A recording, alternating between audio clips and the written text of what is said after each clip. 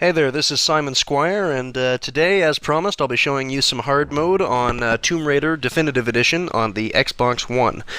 For now, we're going to start with the opening sequence from the game.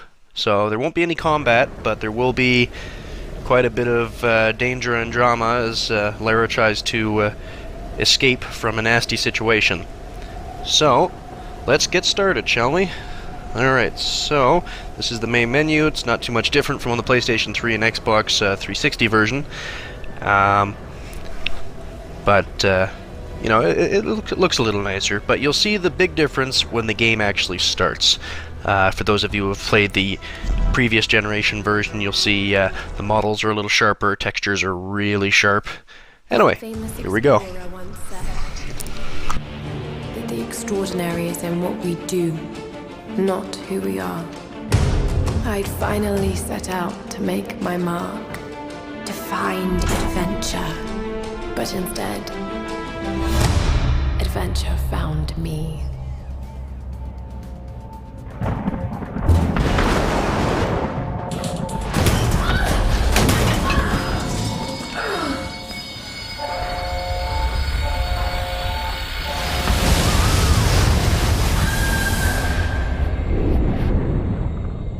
In our darkest moments, when life flashes before us, we find something that keeps us going.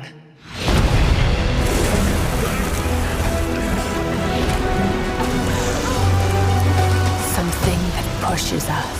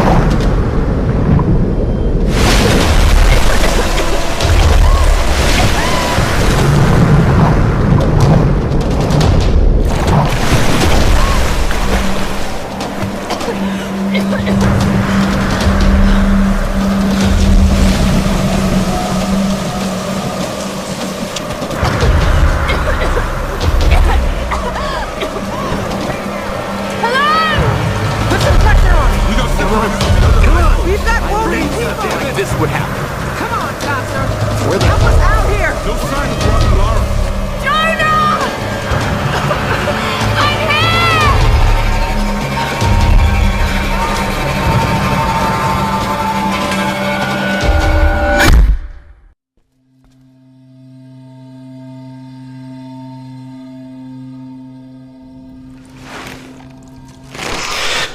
here! Okay, so we are out of the cutscene and back into the gameplay now.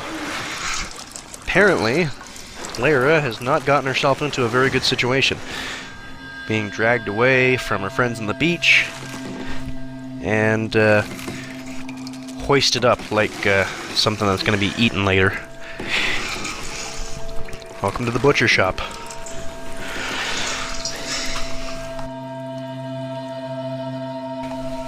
Crystal Dynamics. Alright. Probably not the greatest place to wake up at, but here we go. Welcome to the game. And already you can see how good it looks. Now we just gotta figure out how to get out of here.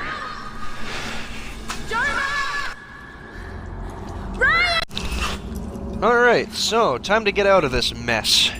Alright, so the game is giving me some nice tutorial hints so that I have a little bit of help on figuring out what I'm supposed to do next, even though it's kind of obvious that I'd have to rock back and forth. So, here we go. Gonna set this, whatever it is, on fire. There's a skeleton in there, that's frightening. And now, because Lara is insane, it's time to set herself on fire. Yay! Alright, that didn't work. Let's try this again. Here we go. And she's on fire. And now for the fun part. FYI, ouch. I would cry like a little bitch. This looks like it hurts like hell. And now we've got to yank it out, which is never a smart thing when you've got a piece of, well, anything embedded in you that deep. Alright. Here we go. And I just fell down. So, now, let's have a look at these horror elements. But, where's the poop, Robin? So, here we go. Oh my god, a random dead body. I have no idea who you are, but you're dead. And I'm going to continue through here. And I just missed the button prompt that says I need to get my torch, so now I gotta turn around and go back. So, here we go. Through these things again. Grab this torch that's conveniently lit and here waiting for me, like, you know, they're just expecting me to escape. Light these barrels on fire that are conveniently in the way and flammable, and apparently very flammable. They just turn into ash in like 2 seconds flat. Moving on, here we go. Squeeze through the cave here. Again, very convenient. I am just having a little bit of fun here. I actually do enjoy this game quite a bit. The platforming elements were really thought out, and this is actually a really well put together revival of the Tomb Raider games, which is saying something because they were starting to get repetitive and tiring, and well, I'm sure we can all agree that the original Lara Croft's big boobs were very awesome. Like most big boob bimbos, there's not really much personality to go with it. You know, there was big boobs and guns. Not that that's a negative thing, but I like this Tomb Raider game better. And there, as you can see, was a bit of the survival horror elements in this. That's another thing that I like about this. This Tomb Raider game is not just raid tombs, steal artifacts, and shoot dinosaurs. Actually, there's no dinosaurs at all in this one. But it has survival horror, and it's basically all the elements of Tomb Raider, Uncharted, and I don't know, maybe Alone in the Dark. Actually, that might not be the best example.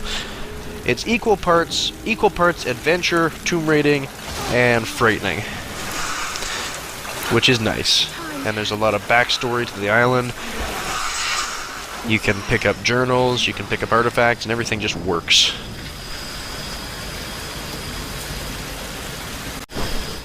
Okay, so here we are at the first puzzle of the game. Pretty straightforward. First off, let's burn these beams so that we can lift that. Alright, so puzzle's pretty simple. Got to get through a wall over there, and it's all blocked up. There's some explosive barrels, but we can't get over there with the torch because there's a big waterfall in the way. It puts out the torch. However, there's a slide up here. So, pull this down, lift up the burning stuff that I just lit on fire, which, unlike the rest of the stuff in the game, doesn't disintegrate in 2 seconds. Drop that down. Run over here. And give this thing a little kick. And there we go. Bypass the waterfall. Somehow not get put out by the water. And kaboom. Instant door. So, pardon the background noise, my son is playing in the same room as me, and he's making a lot of noise. So, here we go. Now that we've blasted through the doorway, time to escape, because it seems that, unfortunately, we've triggered some tremors. So here we go. Whee! Slide of death. Quick recovery. And here we go. here we go. And up. And now some random dude is trying to grab me instead of, you know, escaping the rock that's about to fall on his head. Well, he wasn't using those brains anyway. Okay. The walls are closing in. Shut down all the garbage compactors on the detention level. Okay. Those rocks have got to be slippery. I have no idea how she kept her handholds like that. Unless she's got mountain goat fingers. Go left. This part here is kind of stupid. The trigger mashing is really annoying. And really, left, then right. And up we go. And then in a second it will be cutscene time. And then you'll see a really pretty view. Here we go.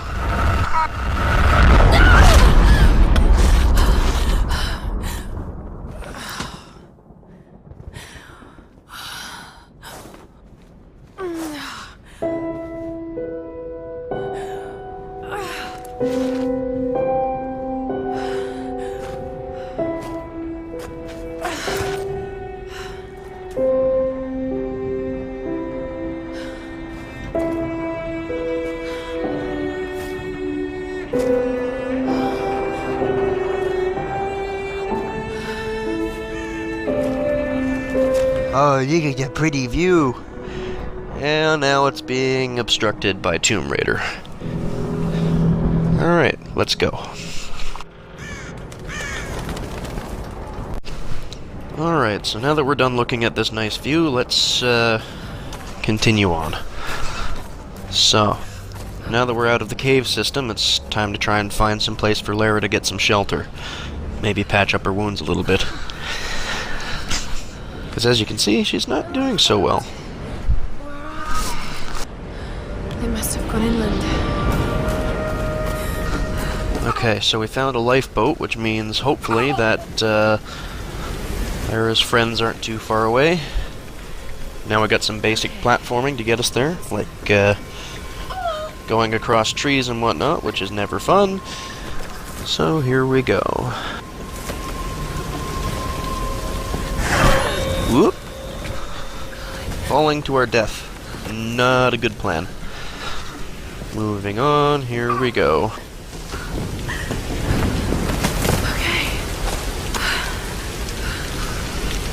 Okay, well that was fun.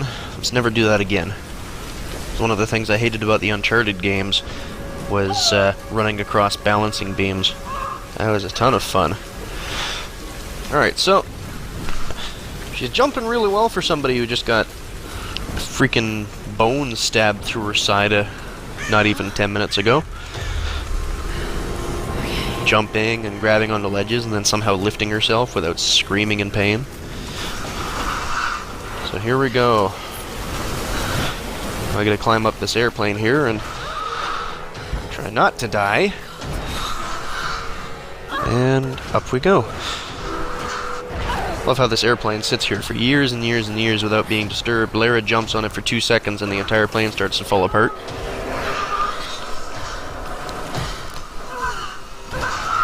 I'm surprised the wing didn't just rip right off right there. Oh, wait. Might have spoken too soon. Part of it. And I just peed a little. Okay, so, moving on.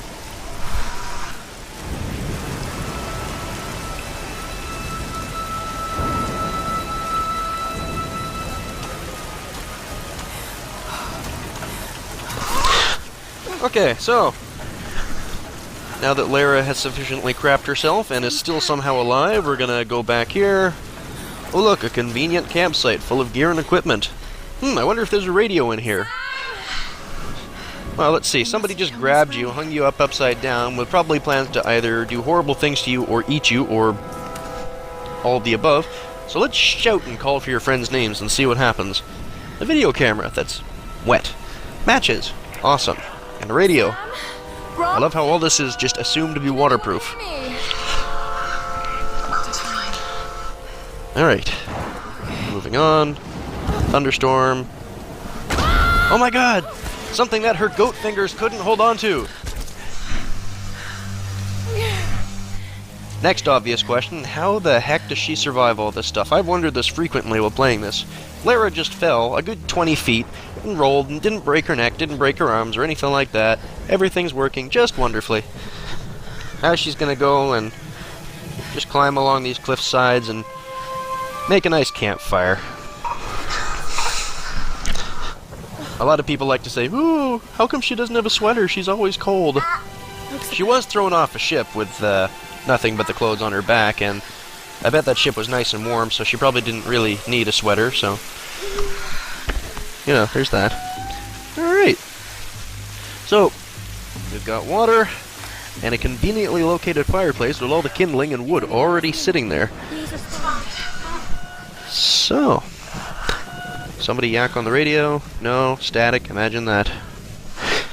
Oh, I stand corrected. It looks like there is no kindling. And magically, because we didn't need to see it at all, it's actually probably a good thing. I could imagine a gathering kindling minigame would probably be pretty boring. Oh look! One match! And it's not wet! Let's see if it lights fire. This would just be funny if it didn't light and she ended up freezing to death throughout the night. My god, I'm in a horrible, horrible attitude today. Live, Lara! Live! Anyway, that's all we've got time for today. There'll be more probably later on this week. And yes, there will be combat in the future. Have a great day, everyone. Be sure to subscribe.